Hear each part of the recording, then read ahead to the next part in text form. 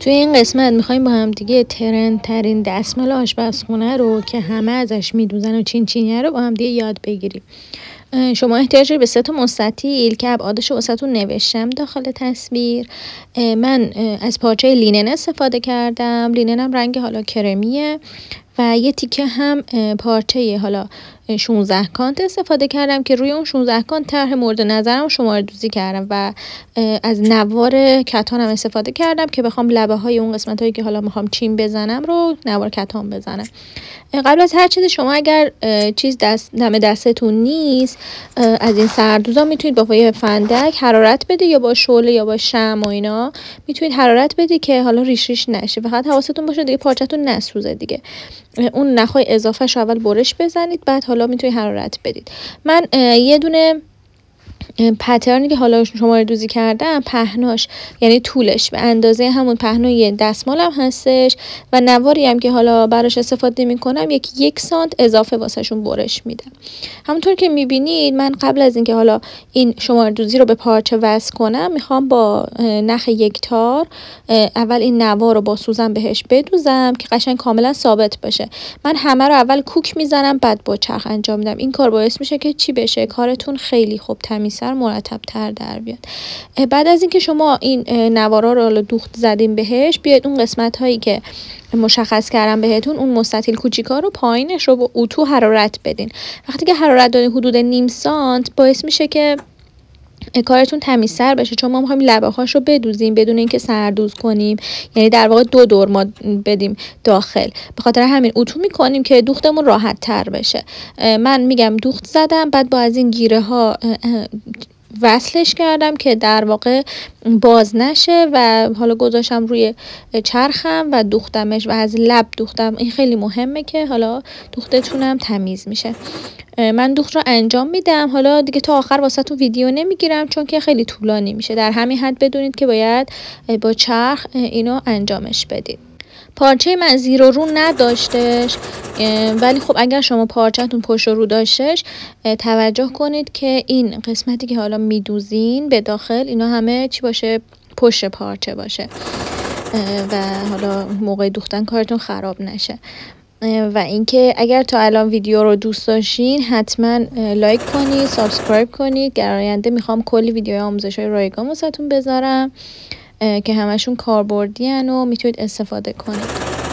2 تا مستطیلا رو به همین روش دوخت میزنیم تا لبش کاملا داخل بشه و تو بره. شما میتونید حتی یه دور چیز کنید، سردوز کنید، بعد فقط یه دور لبش رو اینطوری تو بزنید. ولی خب اینجوری خیلی کارتون به نظرم شیک‌تر و تمیزتر میشه. ببینید دوختای منم کاملا از لبه هستش و فاصله‌اش هم یکسانه. بعد میاد چیکار میکنید؟ این طرف مستطیل رو یه دوخت ساده روش میرید، یعنی به هیچ چیزی وصل نمی‌کنید، فقط با چرختون یه دوخت ساده میرید چون میخوایم چین بدیم. وقتی که با چرخ شما چین میدید خیلی چینتون قشنگتر و یه دست‌تر میشه تا با دست. توی چین دادن هم همیشه اون قسمتی که میخواید چین بدین و از لبه کار با حدود مثلا نیم سانتی اینا فاصله بدوزین، بعد حالا برش بدین. بعد بیاید چیکار کنید؟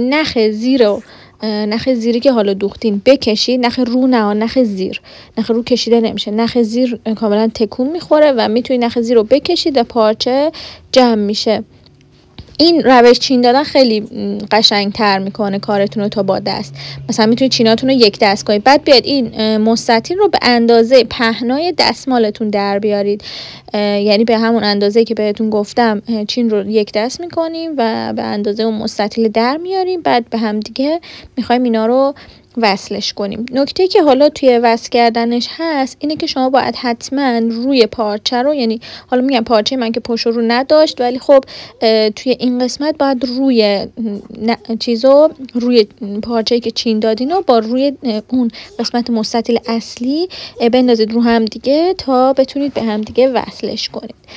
حالا اگر خواستید میتونید اینجا رو با کوک باز وصل کنید، میتونید مثلا کوک بزنید، بعد حالا با چرخ بدوزید. من دیگه فقط چیز زدم دیگه، با این گیره ها وصل کردم همش رو که دیگه کارم راحت تر میشه، دیگه کوک نزدم.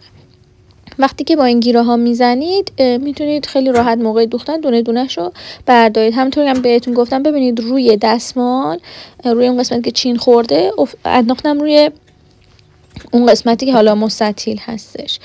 و حالا میایم این فاصله رو دوخت میزنیم.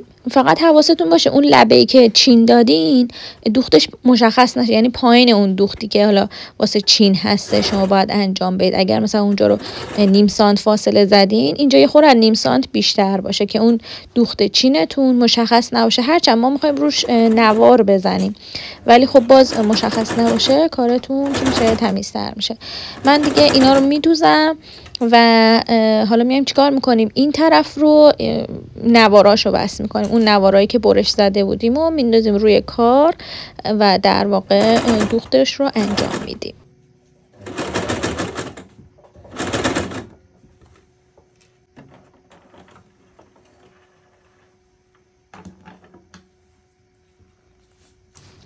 خب همونطور که میبینید من دوختش رو انجام دادم. اگر خواستین شما نوار نزنید میتونید همونطوری هم باشه، یعنی همینجوری بذارید بمونه، حتی میتونید روش مثلا یه دونه دوخت بزنید. ولی من چون میخواستم یه دونه اپلیکه کنم و بذارم روش، حس کردم مثلا خوشگل‌تر میشه، اومدم اینو روش وصل کردم. حالا بازم اینو اول میام با سوزن و نخ یه دور میدوزمش، یا حتی اگر خواستم میتونم با سوزن وصلش کنم، فرقی نمیکنه. اگر بدوزین خب کارتون دقیق تر میشه. من حالا با سوزن تگرد وصلش کردم، قشنگ لب به لب اینو مشخص میکنم و در واقع سوزنا رو میزنم. سوزنا رو افقی میزنم چون که میخوام حالا دوختا رو بدوزم واسه چرخم مشکلی پیش نیاد.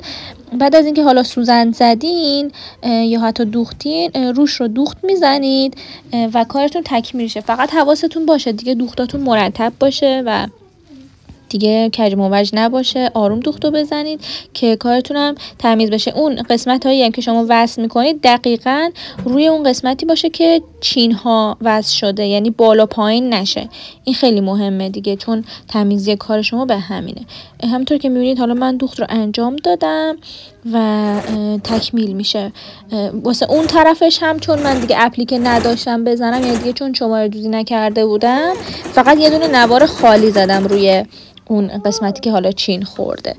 دیگه من ویدیو نگرفتم چون که دیگه راحت بود، دیگه مشابه همین انجامش دادم.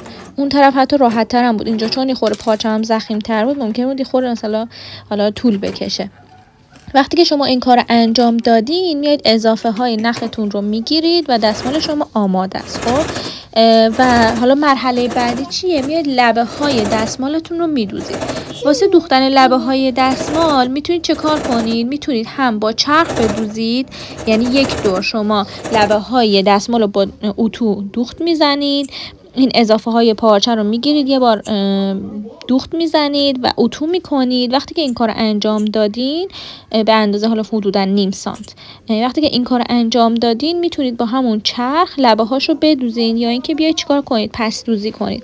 من چرخم چون یه خورده حالا دوختای زخیم رو خیلی انجام نمیده، اومدم پس دوزی کردم. همونطور که میبینید کوک زدم و اتو کردم و حالا پس دوزی رو هم بهتون یاد میدم. اگر خواستید بدوزید که دیگه راحته، کاری نداره. ببینید مثل من جمع میکنید لبه رو و میدید زیر چرخ از حالا مدلش و میدوزید. اگر خواستین پس دوزی کنید که مثل همین این میشه. الان ببینید من یک طرفش رو پس دوزی کردم، تمام شد و میخوام این طرف رو با هم دیگه پس دوزی کنیم که پس دوزی رو هم شما یاد بگیرید. اگر خواستید یه موقع دوخت نزنید، با پس دوزی میتونید انجامش بدید. پس دوزی خیلی حالا خوبیش اینه که دیگه دوختتون پیدا نیست. اگر دقت کنید از روی کار اصلا دوختتون پیدا نیست، ولی از زیر کار ما همه رو دوختیم و وصل کردیم.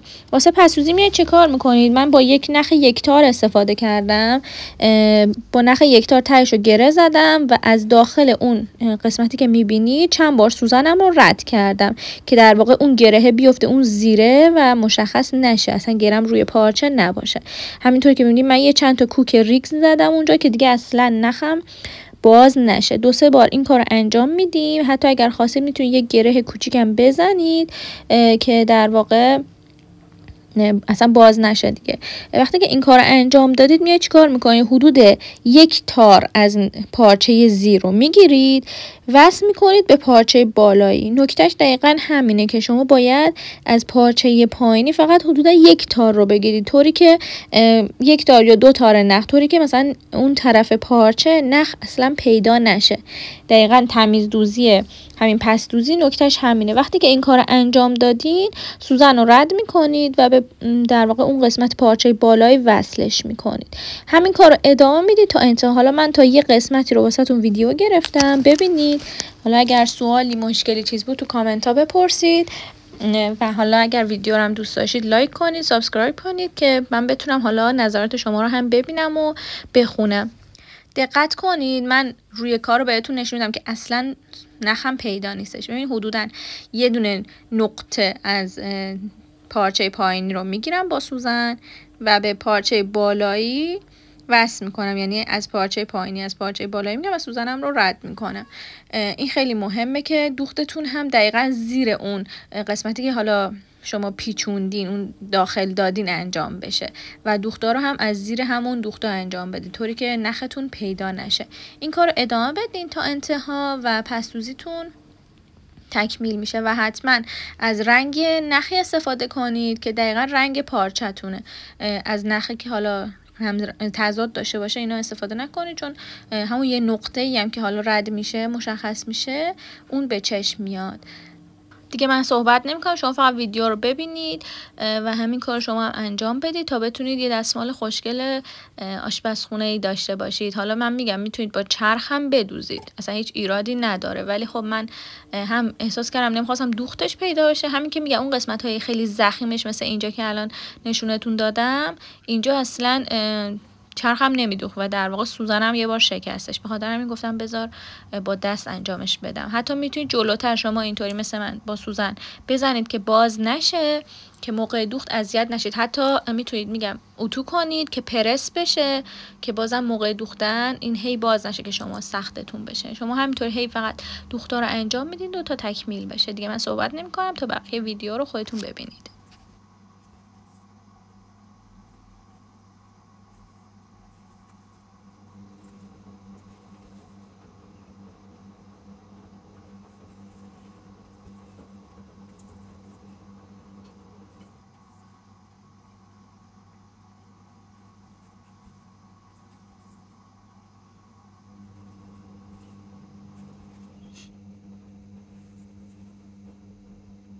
شما از این مدل دستمال میتونید برای زیر بشقابی هم حتی ازش استفاده کنید. توی سایزهای متفاوت میتونید بدوزید، حتی سایز بزرگترش رو میتونید به عنوان رانر هم استفاده کنید. همه روش‌های دوختش همینه، منتها سایزاشون فرق میکنه. فقط حواستون باشه موقع حالا چین دادن همیشه اون مستطیلی که کوچیک و باریک هستش واسه لبه چینش رو بیشتر در نظر بگیرید، حدوداً مثلا 2 برابر در نظر بگیرید، چینش خیلی خوشگل‌تر میشه. به همین روش ما دوخت رو انجام میدیم. حالا اگر خواستین شما این دستمال آشپزخونه تو ابعاد مختلفی رو هم بدوزید میتونید امتحان کنید. روشش همینه، فرقی نمیکنه. میتونید شما بزرگترش رو بدوزید، میتونید پرچین ترش رو بدوزید. من این سایز رو مناسب دونستم، هم واسه دکوری هم واسه کنار قهوه و اینا خیلی خوشگل میشه.